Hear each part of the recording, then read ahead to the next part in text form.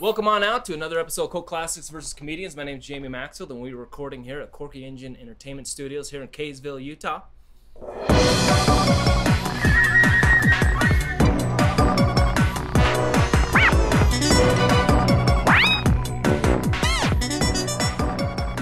I am joined by some lovely comedians here today. Three other comedians have joined me to talk about some films. I've got Kristal Starr, Steve Soelberg, and Marcus. And today we're going to be talking about a 1980s staple called Dragonslayer. Marcus, this was your submission. Dragonslayer! Oh yeah, Dragonslayer. First of all, in the 80s, kind of late 70s, early 80s, there was a whole slew of what they called sword and sandal epics, right? It kind of started with, like, I would say maybe like Conan, and like the two Conan movies, and then there was things like Beastmaster, and they'd trickle down, and they would do all these, The Sword and the Sorcerer, all of these great kind of fantasy movies, and Dragonslayer was right in there. But the cool thing about Dragonslayer was that it focused primarily on the idea of dragons, which was always super cool. The basic premise of the movie is as such. There's a kingdom plagued by dragons. The king has this lottery. He pulls out these things, and then he selects a young lady from the village to be sacrificed to the dragon. It keeps the dragon docile. So a group of young rapscallions go to a wizard and say, hey, maybe you can help us kill this dragon. The wizard ends up dying, but his young upstart apprentice says, I got this. I got his magic amulet. I can do this. So he takes on the role and says, I'll go slay this dragon. Gets in a little bit over his head, but in the end, he learns a lesson and learns that maybe the magic's within himself. But it's really, that's kind of the idea, you know. But the cool thing that I like about Dragonslayer is that it was in the days of practical effects, where as cheesy as it looks, and the overlays, sure, the matte overlays where the dragon's moving kind of look dated, but the up-close shots of this dragon, the design, the puppet work, the sets, the burning lake of fire, the design, the dragon scale shield, all of this stuff was like really well done. That's why I like practical effects. It still holds up. It's 1982. It's what is that, 30 plus years old, and those close-ups of that dragon, I was watching this last night, right? I'm in my basement, I'm watching it, and it's just on a DVD, like it's not even super HD, and there's the shot where the dragon comes up out of the water after he killed all the babies, and it's coming through, it's that close-up, and my wife just walks by and goes, that dragon's badass, and I'm like, right? Yeah. Still to this day, it holds up better than the CG dragons, and I think that the close-ups of that even look better than some of the recent stuff on Game of Thrones with that dragon, because it's there, it's present, and I love that. And so to me, I just really dig this movie. There's not a lot to it. It's just fucking dragons and magic. Kristal, what'd you think? Well, I loved it as well. Like he said, during the 80s, there was that slew of all those fantasy films, right? So, I mean, you know, I watched over and over Legend. You had Labyrinth, and you had Dragonslayer. Those were like the holy trinity of your fantasy films back then, you know? And so, but rewatching it, I couldn't get over two things. The first thing was the practical effects. Right. Yeah, that was just, I was like, oh, this is still scary. I remember being scared, but it was really amazing, really good. And the second thing was his hair.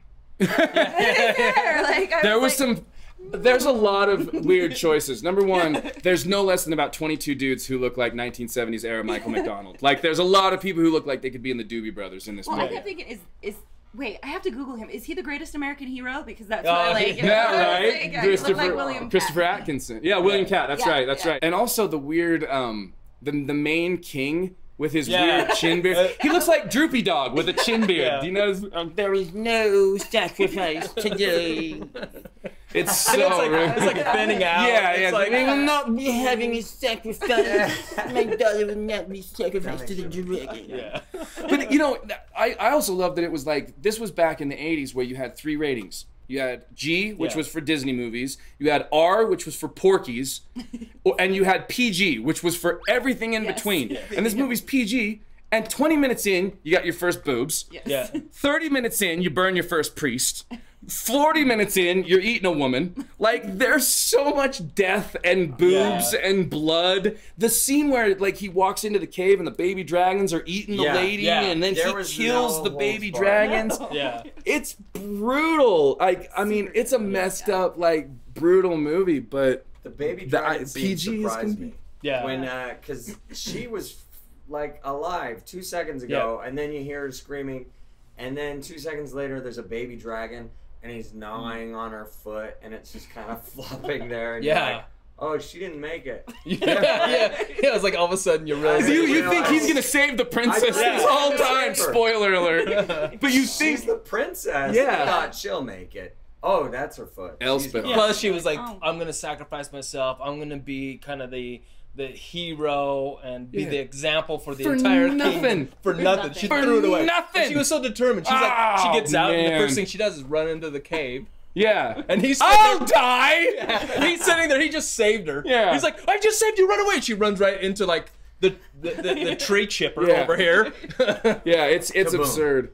But it's still, there's just something, and I think it all comes from that. I think that's why great classic horror movies or fantasy movies hold up, because even if it looks dated or even if it looks cartoonish, it's still real. When I look at the Dragonslayer, I can tell, even if it's a puppet, the articulation, the way that dragon kind of moved in the air, that was well before its time. Yeah, I think a lot of it is how their shots are set up. Yeah. Like where they get close, but then also sometimes get broad. But most of the stuff on the dragon is pretty close. Yeah. So that you get an essence of, oh, those are the scales. That's the fire. Right.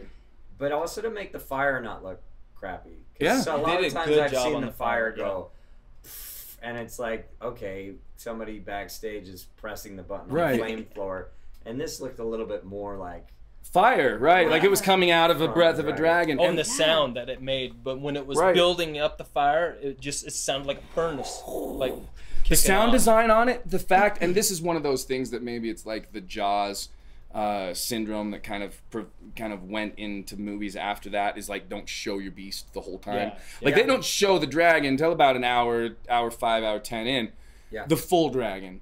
But there's little shots of it, and there's some that you can tell like people probably pulled from this movie. The shot where she's at the beginning where she's trying to run away and the foot comes down. And like very Jurassic Parky. And then there's the tail that comes down and kind of pushes her, and you can tell that they just made a tail that was just we're gonna hit you with the tail, just pretend like it's getting you. And the foot was just a foot. But those techniques, those little secrets, those little moments, they at least look real. She runs into a real thing, and it's not dated with the CG. It's just what I was surprised in this movie was that dragon's so big, and it only eats one virgin per 6 months, and that's enough. The dragon's just like one this Jamie, have you ever eaten a virgin? Have you ever eaten a virgin? They're filling. They are filling. They are. You can They go a long way. Yeah, they don't spoil as fast. And then I'm always curious, like, why does it have to be a female virgin, or why does it even have to be like? There's like a bunch of old hags. It's like veganism for dragons. Just like it's like he's like, wait, are these free range virgins? No, this blood has been tainted on this one. There is no. It wants one that saws hope. Only 100% pure virgins will be eaten by my toad-faced younglings. I can taste hope on the blood of this one. Gross. That's what I want. Yeah, that doesn't make any sense. And well, then you realize, but you know what though? Actually, there's not an excuse, because I was gonna say you realize in the end that it doesn't really matter. But the dragon was being dormant. Like he was kind of getting along. Like, oh, cool. There's a lady I can eat. Yeah. So like just outside of my cave. Well, I guess then it was just the town, right? Yeah. They were just dicks. They could have sacrificed anybody. Exactly. But that still would have only been getting one person every 6 months. Yeah. I'm like, and then all right, now there's holes in this plot of the dragon slaying. Yeah. And the wizard in this movie, like the old wizard, the one that died at the beginning and then he comes back, he was so awesome with his like weird little lines and his like, kind of, he was always felt like it was like out of place, like, where am I? Like, let's go kill a dragon. He leaves on the journey, and they're like, it's a long ways. You're friggin' old. And he's like, I'm not scared about the journey. Yeah, I'll just die real quick. I'll just die. It's not gonna be a problem. Then hopefully the young kid's gonna be smart enough to be like, holy shit, he's still here in this bag of dust. I'll put it in the lake of fire and reincarnate. What if the kid would have been like, that whole scene? Tell me that is not exactly where they lifted that same scene in Harry Potter from. In the Deathly Hallows, where Dumbledore's like in the lake and he has to take him out. It's the same island, the same it's so. The wizard comes back in the water. It's so like these, like, that's the thing, is these little one-offs. I think people go, oh, nobody's gonna notice if I take from this. It's Dragonslayer, for crying out loud. No one remembers this. Yeah, nobody remembers this movie. That's what the wizard reminded me of, actually. Yeah. It was that very Dumbledore kind of like, he's powerful, but he's also a little quirky. Yeah. I do remember, though, watching this movie as a kid and just absolutely loving the design of the, like you said, all the design work was phenomenal. The design of the dragon was perfect. European dragon that you always loved as a kid, and you always wanted one. Stringy, scaly, sinewy, wet, moist. You could see, like, there was texture to it, and that's what's I think they lose with CG, is that real clingy texture that the fire is really affecting, the water's really affecting. It's beautiful. It still holds up. And that scene when the dragon lifts its head straight up and starts blowing the fire on the roof behind him, where he's standing and it that just comes up, like, framing him, the two horns. It's brilliant. It's such good framing. It's a really good movie. It was fun. So this, for me, obviously is a recommendation for me, because I love this film as a kid. I loved seeing boobies in this show, which, you know, was hard for me to get as a kid. Boobies and peen. Yes. There you go. Something for the ladies and the everything that you ever wanted, and dragons, and it was just fun. The design was perfect. Design was perfect, so it was a good one for me. Steve, how about yourself? Yeah, I recommend it. I think I recommend it too if you're into fantasy. Oh yeah. I know some people who don't like fantasy and just kind of go, "This is completely wasted on me." Yeah. And if you're not a fantasy person, it will be completely wasted on you. So like a half. Like a one of these, huh? Yeah. Crystal, how about yourself? Yeah, I absolutely recommend it. Anybody that likes fantasy, a little bit of horror. It's not too scary, but it's enough scary, and the effects too. If you're into horror, you're into horror because you like effects, and this is spectacular. And as long as you don't have like myself, curl issue, like it was the 80s.